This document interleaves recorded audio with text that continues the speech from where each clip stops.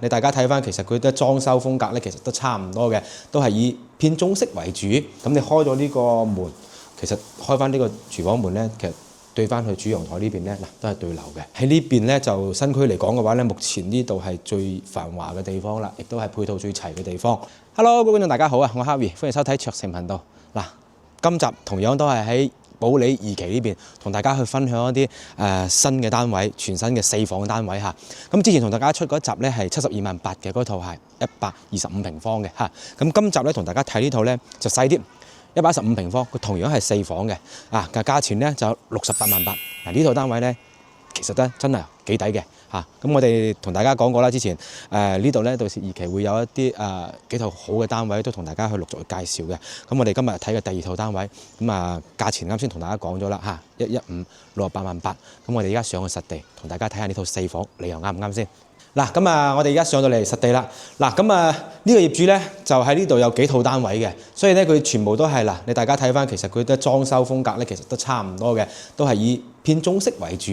咁基本上同樣都係佢就都係除咗啲擺件拎走之外，其他呢啲硬件咧就擺喺度，唔會再拎走啦。梳化、餐台啊呢啲全部都係家私電器呢啲基本上就唔拎走噶啦。咁同樣都係一個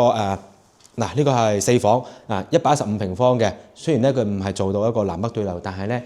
生活陽台、廚房門開咗，同埋主陽台開咗門咧，都係一個好扯風嘅一個戶型嚟嘅嚇。咁68萬8，大家睇睇呢套單位整嘅格局啱唔啱你？嗱，首先我哋從入戶門開始一樣啦，同樣佢係都係呢個位置啊，同樣都係呢個位置，擺係就係貴嘅嚇。上一集睇嘅咧就係呢度入廚房，但係呢個位置咧我哋就唔同咗。同樣右手邊咧都係一間多功能房做咗書房做咗書房嘅。睇翻自己到時同樣係可以擺米3床，或者係大家睇下點樣去擺佈翻呢間房間啦咁呢個係3+1房嘅其中一間房咁出嚟咧就係啱先我所講嘅一個餐客廳餐台佢都係擺咗一個4人嘅餐台啦4人餐台。呢啲質地其實都係 OK 嘅呢木頭。呢邊咧就係客廳。我哋先睇下廚房呢邊先。保利呢邊咧就2期呢邊廚房其實講老實就唔係話好大一個 L 型廚房。呢邊擺冰箱你其實如果係人多咧，呢度嘅廚房講整體嚟講係有啲細嘅啦。但係你如果整體1-2個人操作嘅話，都係夠用嘅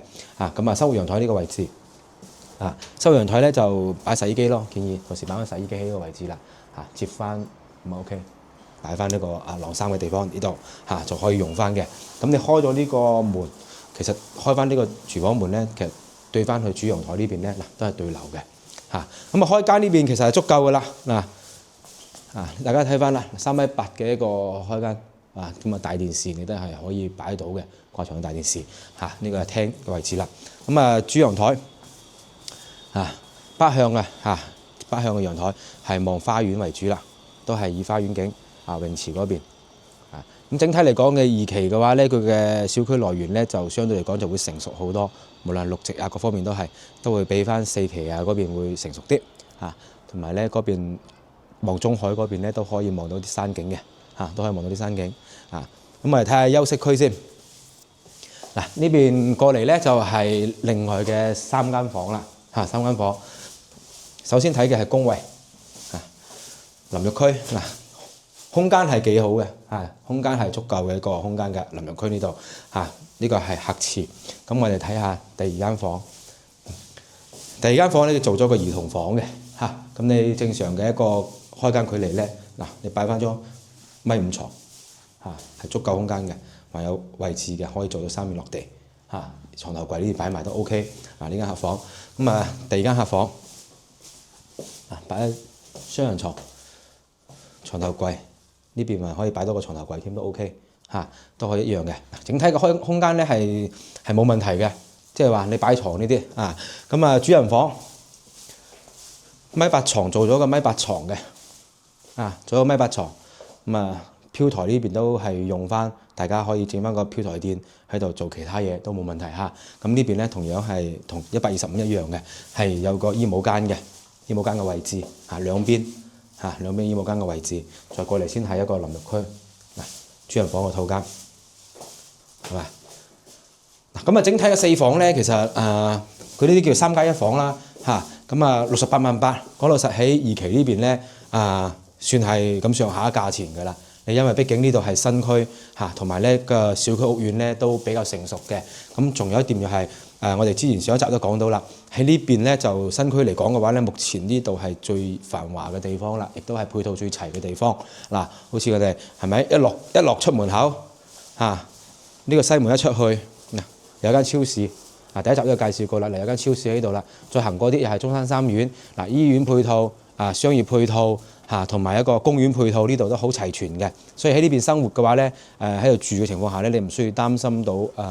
你嘅生活上嘅一啲唔便利嘅問題啦，都係非常之便利，配套亦都好齊全嘅，所以話咧嗱，呢套單位咁嘅價錢直接拎包入住睇大家啱唔啱呢種單位啦。如果對呢套單位感興趣嘅情況下咧，同樣都係一樣，可以 WhatsApp 我哋攞資料啦。咁接落嚟咧，我哋畫一套同大家去分享嘅係啦，咁睇下下一套嘅情況下係點樣，大家可以做個對比。我哋呢集就分享到呢度先，我哋下集見，拜拜。